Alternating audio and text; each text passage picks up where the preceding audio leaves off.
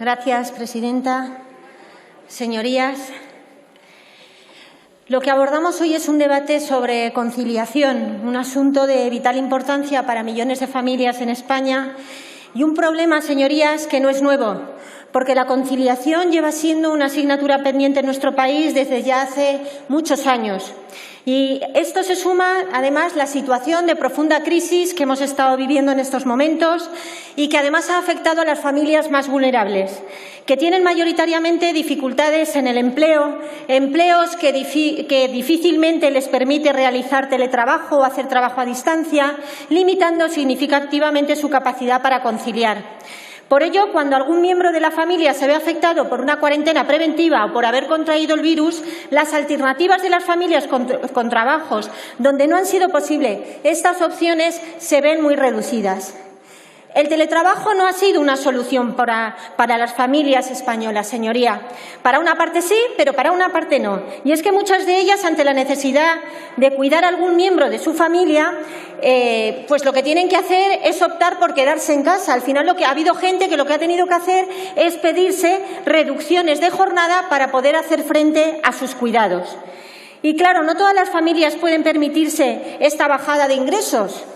Por no hablar también de los autónomos, que como colectivo se han encontrado ante grandes dificultades para trabajar en remoto. Estas desigualdades se han prolongado más allá de los meses del confinamiento y el impacto de la segunda ola o de la potencial tercera ola se ha hecho notar de nuevo entre las familias.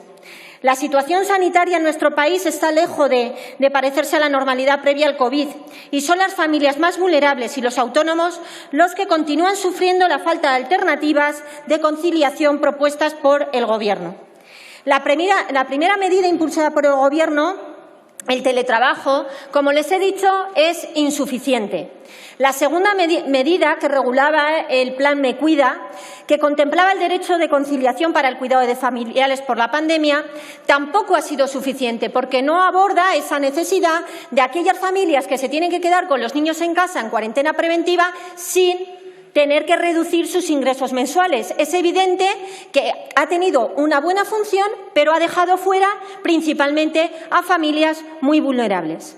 A estas medidas se ha sumado recientemente la aprobación del Real Decreto 28/2020 de 22 de septiembre de trabajo a distancia. Pero, como bien les decía, son medidas que, además, por parte de Ciudadanos hemos apoyado. Pero son insuficientes. No han supuesto una alternativa para aquellas familias que no pueden trabajar desde sus casas o no pueden renunciar a una parte importante de su salario debido a la reducción de jornada. Por ello, señorías, desde Ciudadanos hemos pedido en muchas ocasiones que se dé respuesta a estas realidades. No podemos cargar el peso de esta crisis sobre los hombros de los mismos trabajadores, los que tienen trabajos presenciales, los que sufren inestabilidad laboral o los que tienen empleos poco remunerados. Además, este tipo de situación queda muy claro que es muchísimo más perjudicial para las mujeres trabajadoras, que son las que mayoritariamente optan por estas opciones, o incluso su exclusión les conlleva una exclusión del mercado laboral, debido a sus peores condiciones laborales desde el primer punto de partida. Miren, la necesidad de avanzar en conciliación se hizo mucho más urgente, además, con el inicio del curso escolar. Quedó muy claro cómo nos enfrentamos a un gran problema del que hablábamos y seguimos hablando las familias. ¿Qué hago con los niños en casa? Tengo que cuidar a los niños porque los tengo en cuarentena preventiva, no tengo una PCR positiva. ¿Qué es lo que hago? ¿Qué solución me está ofreciendo en estos momentos el Gobierno? Pues hasta la actualidad ninguna. Por lo tanto, este ha sido uno de los principales objetivos de nuestra proposición, de nuestra moción. Ustedes mismos, además, miembros del Gobierno, reconocieron que existía un problema cuando surgieron, hasta en 2 ocasiones, la intención de introducir una baja con derecho a la prestación para las familias con hijos que deban quedarse en casa, aunque no tuviesen una PCR positiva. Pero no entendemos por qué abandonaron esta idea. No entendemos por qué abandonaron a tantas familias cuando más lo necesitaban. Desde Ciudadanos, tal y como llevamos proponiendo desde hace meses, lo que queremos es que se apruebe un permiso laboral parental para todos los padres y madres trabajadoras, tanto autónomos como asalariados, que tengan que cuidar de sus hijos o menores a cargo cuando tienen que guardar esta cuarentena preventiva. Esa es una perspectiva de la conciliación a resolver un problema inminente, pero también queremos que haya una perspectiva del trabajo en conciliación y en corresponsabilidad desde un punto de vista integral.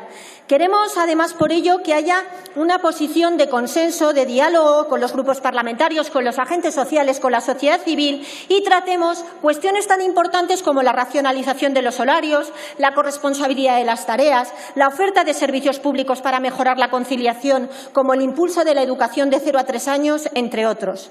Por lo tanto, señoría, ¿qué es lo que estamos pidiendo? Por un lado, resolver esta situación y tener esta prestación para padres y madres que tengan que cuidar de sus hijos porque tienen que guardar una cuarentena preventiva y que blindemos las políticas de conciliación con un pacto de Estado.